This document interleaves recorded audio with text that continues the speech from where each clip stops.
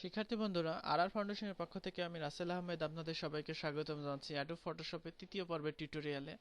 তো গত পর্বে আমরা কিছু কাজ দেখেছি, তো আজকে আমরা আরো কিছু নতুন নতুন কাজগুলো দেখব। তো আজকে আমরা যেটা দেখব সেটা হচ্ছে ফটোশপের লেয়ারের কাজ। এটা হচ্ছে সবচাইতে গুরুত্বপূর্ণ, কারণ একটি পিএইচডি ফাইল সবসময় লেয়ার্ড হয়ে থাকে।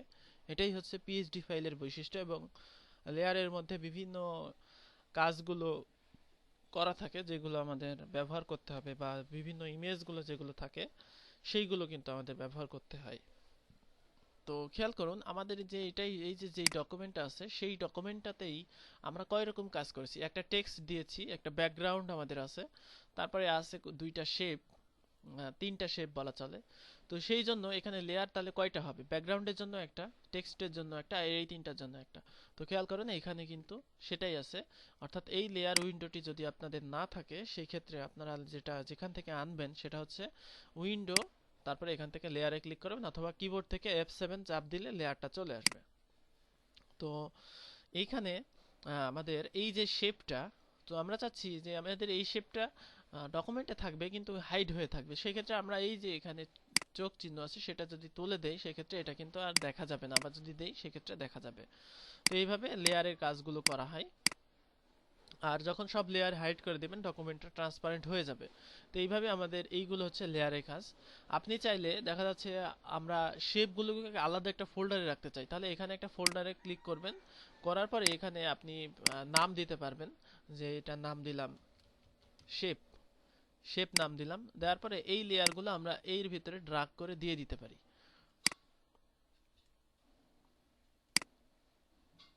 অর্থাৎ আমরা লেয়ারগুলো এখানে যেটা আছে সেই লেয়ারগুলো এখান থেকে আমরা এর ভেতরে দিয়ে দিতে পারি। লেয়ারের উপরে ক্লিক করে এখন আমাদের যেটা আছে শেপটা, অর্থাৎ শেপ যেগুলো আছে সেগুলো কিন্তু একটা ফোল্ডারে আছে। তো আমি যদি চাই যে টেক্সটগুলো একটা লেয়ারে থাকবে, সেক্ষেত্রে আমরা টেক্সটটাকে টান দিয়ে ধরে লেয়ারের মধ্যে দিয়ে দিলে টেক্সটগুলো আরেকটা লেয়ারের মধ্যে চলে যাবে। তো এইগুলোই হচ্ছে লেয়ারের কাজ। দেখবেন যে পিএইচডি ফাইলে এরকম বিভিন্ন ফোল্ডার করা হয়। তো ফোল্ডার করার অর্থ হচ্ছে যে লেয়ারগুলো খুঁজে পাওয়ার জন্য। যেমন হেডারে আপনি কি কি স্টাইল ব্যবহার করেছেন সেগুলো হেডার নামে একটা ফোল্ডার থাকবে। তারপরে আপনার ফুটারে কি কি স্টাইল ব্যবহার করেছেন সেগুলো ফুটার নামে একটা ফোল্ডার থাকবে, এবং সেগুলোর মধ্যে আপনি ব্যবহার করতে পারবেন এগুলো। চাইলে যে কোনো একটা লেয়ার গ্রুপকে হিডেন করে দিতে পারবেন। অর্থাৎ আমি যদি টেক্সটকে হিডেন করে দিই, টেক্সটের লেয়ার গ্রুপ হিডেন হয়ে যাবে।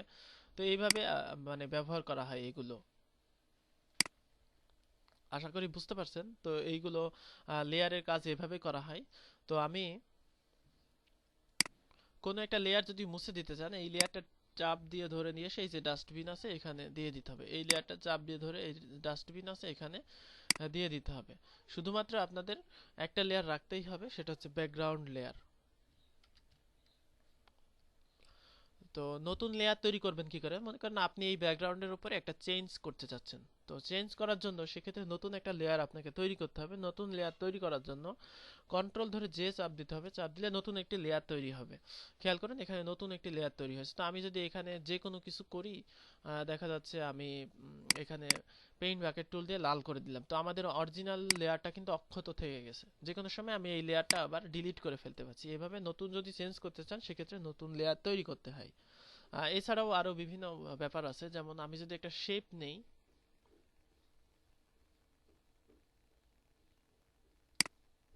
অর্থাৎ একটা এইরকম আমি নিলাম। তো এটার কালারটা আমি যদি চেঞ্জ করতে চাই, এখানে ডাবল ক্লিক করে আমি কালারটাও চেঞ্জ করতে পারছি। তো এই কালার দিলাম। তো এখন এই লেয়ারকে স্টাইলাইজ করার জন্য যে অপশনটা ব্যবহার হয়, এটা সবচাইতে গুরুত্বপূর্ণ অপশন, সেটা হচ্ছে ব্লেন্ডিং অপশন। তো তার আগে আমরা লেয়ারের আর কিছু কাজ দেখে নিই। সেটা হচ্ছে লেয়ারটা কত প্রকারের হতে পারে সেটা, এগুলো আপনারা ব্যবহার করে দেখবেন। প্রত্যেকটা আমি ব্যবহার করিনি। তারপরে অপাসিটি, অর্থাৎ লেয়ারটার অপাসিটি, অর্থাৎ এখান থেকে কমালে আপনি বুঝতে পারবেন যে এটা হালকা হয়ে যাচ্ছে এবং ব্যাকগ্রাউন্ডটা চলে আসছে, অর্থাৎ এটা স্বচ্ছতা অপাসিটি অর্থ। তারপরে এটার ফিল কতটুকু, এইটা আপনি নির্ধারণ করে দিতে পারেন। আর এরপরে আপনি লেয়ার লক করতে পারেন, বা এই হাবিজাবি এগুলো ব্যবহার করতে পারেন। তাহলে এই লেয়ারে আমরা ব্লেন্ডিং অপশন ব্যবহার করব, যেটা আমাদের এখান থেকে আমরা যেতে পারি। এখান থেকে লেয়ারের উপর রাইট ক্লিক করলে কিছু অপশন আসবে। ব্লেন্ডিং অপশন, আমি এটা ব্যবহার করেছি। তো ব্লেন্ডিং অপশন যেটা, সেখানে আপনার এখান থেকে বিভিন্ন প্রকার ইফেক্ট দেওয়া হয়। একটা একটা লেয়ারকে যত প্রকারের ইফেক্ট আপনি দিতে চান তত প্রকারের ইফেক্ট আপনি এখান থেকে দিতে দিতে পারেন। তো তার মধ্যে রয়েছে ড্রপ শ্যাডো, অর্থাৎ আপনার শ্যাডো পড়বে লেয়ারে একটা। এই শ্যাডোটা কোথায় হবে সেটা আপনি এখান থেকে নির্ধারণ করে দিতে পারবেন। এখান থেকেও নির্ধারণ করতে পারবেন, আবার এখান থেকেও আপনি ডিস্টেন্সটা নির্ধারণ করতে পারবেন। অর্থাৎ আপনি মাউস দিয়েও নির্ধারণ করতে পারছেন শ্যাডোটাকে, আবার এখান থেকে আপনি ডিস্টেন্স, স্প্রেড, সাইজ, এইগুলো আপনি ড্রপ শ্যাডো দিয়ে করে দিতে পারছেন। কি কালারের শ্যাডো পড়বে সেটাও আপনি নির্ধারণ করতে পারবেন। দেখা যাচ্ছে এখান থেকে যে কোনো কালারের শ্যাডো নিতে পারবেন। একইভাবে আপনি ইনার শ্যাডো নিতে পারেন, ভেতরের দিকে শ্যাডো পড়বে। তারপরে আউটার শ্যাডো নিতে পারেন, এটাও আরেক প্রকারের শ্যাডো। ইনার গ্লো দিতে পারেন, ইনার গ্লো দেওয়ার জন্য এটা ব্যবহার হবে। এগুলোর প্রত্যেকটার আলাদা আলাদা অপশন আছে যেগুলো আপনারা ব্যবহার করে দেখবেন। ব্রাভেল অ্যান্ড এমবস দিতে পারেন, এটাও একটা মানে অপশন আর কি।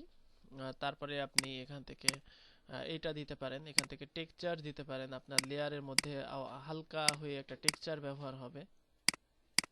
স্টেইন দিতে পারেন, কোন কালারের স্টেইন হবে সেটা নির্বাচন করে দিতে হবে। কালার ওভারলে, অর্থাৎ আপনার এখান থেকে কালারটা একদম ফিল কালার যদি আপনি চেঞ্জ করতে চান সেক্ষেত্রে এখান থেকে ফিল কালারটা চেঞ্জ করতে পারেন। এরপরে গ্রেডিয়েন্ট ওভারলে, যেটা আমরা গ্রেডিয়েন্ট দিয়েছি, এখান থেকে আরো বিভিন্ন প্রকার গ্রেডিয়েন্ট পাবেন যেগুলো আপনারা ব্যবহার করতে পারবেন। তারপরে প্যাটার্ন আছে, যে আপনি যদি প্যাটার্ন দিতে চান আপনার লেয়ারে, যেটা আমরা এর আগে দেখেছি যে এখান থেকে আপনি প্যাটার্ন দিতে পারবেন। এছাড়াও আপনি স্ট্রোক দিতে পারবেন, যে চারিদিকে যদি আপনি বর্ডার দিতে চান বা বর্ডারের এরকম দিতে চান সেক্ষেত্রে স্ট্রোক দিতে পারবেন। স্ট্রোকের কালারটা কিরকম হবে সেটাও আপনি এখান থেকে নির্বাচন করতে পারেন। তো এটাই হচ্ছে ব্লেন্ডিং অপশন। আমি খুব দ্রুত চলে গেলাম, আপনারা এগুলো আস্তে আস্তে এক একটা প্র্যাকটিস করবেন এবং দেখবেন যে এটা আসলে কোনটা দিয়ে কি কাজ হচ্ছে, কোন অপশনগুলো বাড়ালে কি হচ্ছে, পজিশন ইনসাইড আউটসাইড করলে কি হচ্ছে, ব্লেন্ড গুলো যদি আমি চেঞ্জ করি সেক্ষেত্রে কি পরিবর্তন হচ্ছে এবং কোনটা আমার প্রয়োজন, সেইগুলো কিন্তু আপনাদের এখান থেকে দেখতে হবে। তো আশা করি বুঝতে পারছেন যে লেয়ারের কাজ কি। এটা আসলে খুবই একটা ইম্পর্টেন্ট ব্যাপার, আমাদের বিভিন্ন লেয়ার এক জায়গায় করা। তো ধন্যবাদ সবাইকে টিউটোরিয়াল দেখার জন্য। নেক্সট টিউটোরিয়ালে আরো কিছু টিপস থাকছে, আপনারা প্র্যাকটিস করবেন, প্র্যাকটিস না করে পরবর্তী টিউটোরিয়ালে যাবেন না।